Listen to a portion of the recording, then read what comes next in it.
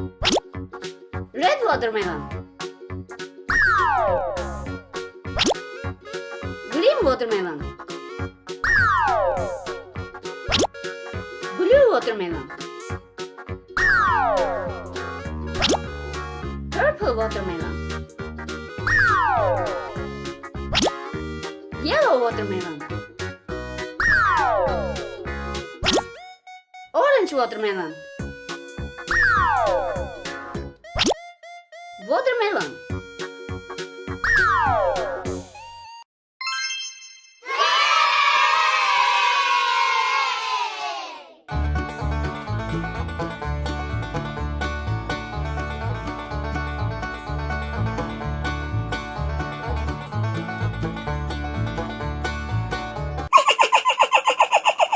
Come play with me.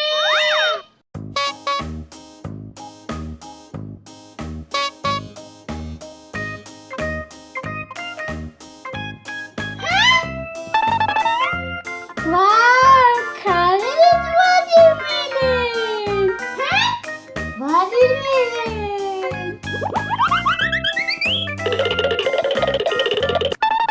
Wow, delicious yellow watermelon.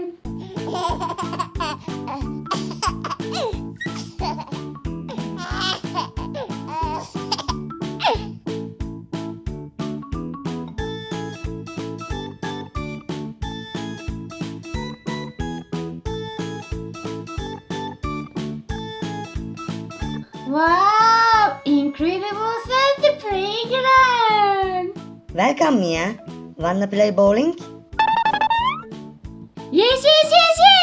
My favorite game is bowling. 1, 2, 3, 4, 5.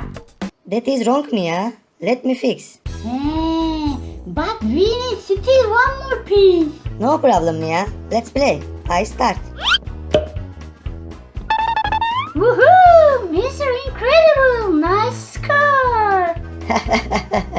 Let's see your show. I won, Mia. Mr.